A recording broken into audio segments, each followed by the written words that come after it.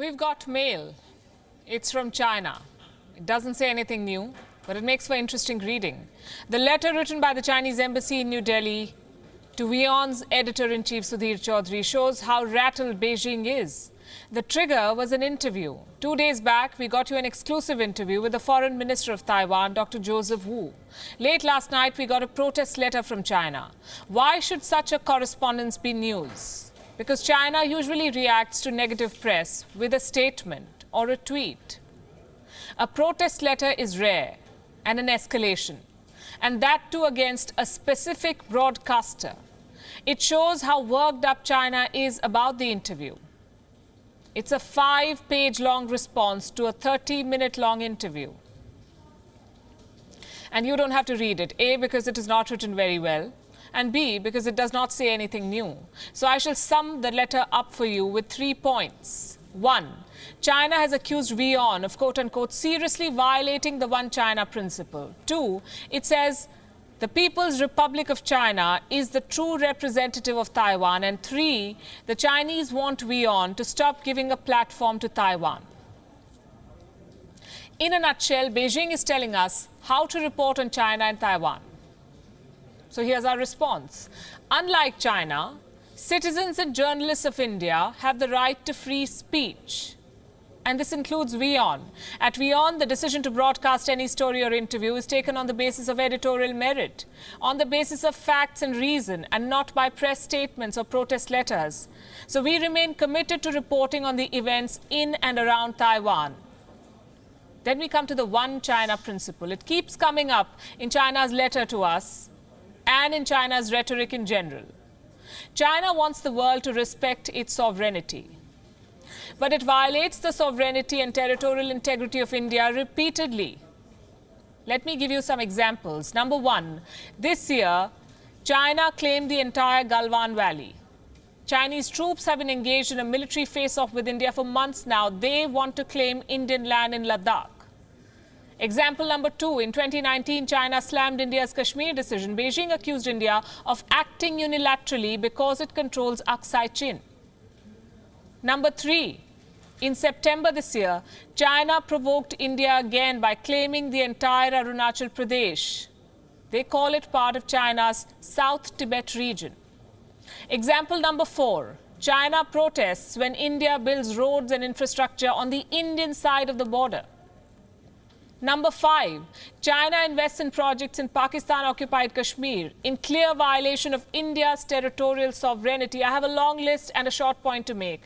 China repeatedly violates India's territorial integrity, or in Beijing's words, it does not respect the One India principle. How then does it expect India and Indians to uphold the One China principle?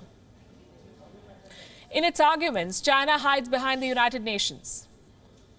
It says the UN recognizes that Taiwan is Chinese territory. It says the UN adopted a resolution. The UN accepted the One China stand. And so there is no way that Taiwan can independently join the UN. That's all very well. But we also happen to know that China, as a permanent member of the Security Council, holds the UN hostage. It won't let Taiwan join. So the problem is with the United Nations' systems and not with Taiwan. But why is China harping on this point so much? Because the world has begun treating Taiwan as an independent country.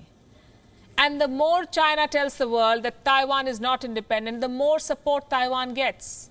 Beijing's One China rhetoric is backfiring. Taiwan has managed to establish a distinct identity of its own. Unlike China's one-party rule, Taiwan is a democracy. Its leaders are appointed through an election. It has vibrant economic and cultural ties with the world. Leaders of Taiwan have pushed for a distinct Taiwanese identity.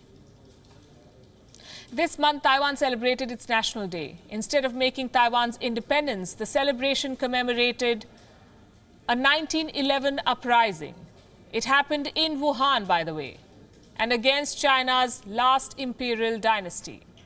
That uprising ultimately led to the creation of Taiwan. The Taiwanese celebrated the Republic of China and its democracy, and not the Communist Party that rules over the mainland. Earlier this year, Taiwan also redesigned its passport. The word Taiwan was made more prominent on the cover, while minimizing the ROC, Republic of China. That's what it's officially called. The differences could not have been more clear and apparent, and anything that highlights that bothers Beijing. But there's something else that China is worried about too, the Wuhan virus and the Communist Party cover-up. During the interview, Taiwan's foreign minister told us that his country, his government would be ready to testify against China. Can China be held accountable in a court of law for such a pandemic cover-up? And if yes, will Taiwan testify against Beijing? If there's a need for Taiwan experts to testify or to join in this investigation, I think Taiwan will be very happy to do it. That statement seems to have rattled Beijing. This paragraph is from page 3 of the Chinese statement, the Chinese letter. And I'm quoting, China did not cover up anything. China did not delay any efforts. Beijing has been saying this for a while now, but look at the last line. And I'm quoting again, the DPP authorities have no locus standi to claim taking part in so-called international investigation to hold China accountable. What is a so-called investigation?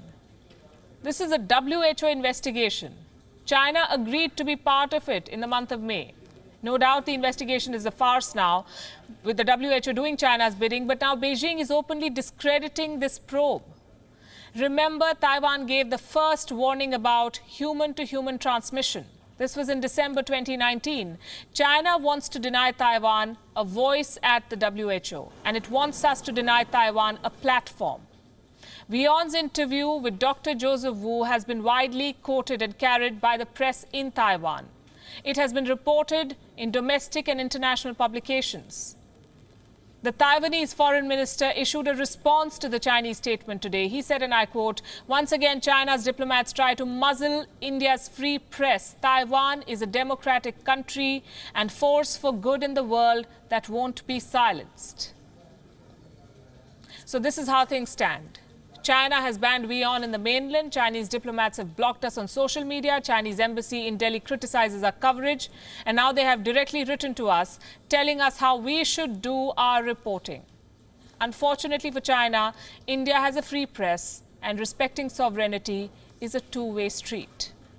Thank you for watching Gravitas on WION's YouTube channel. If you want to stay up to date with what's happening around the world, then subscribe to our channel and don't forget to like and share.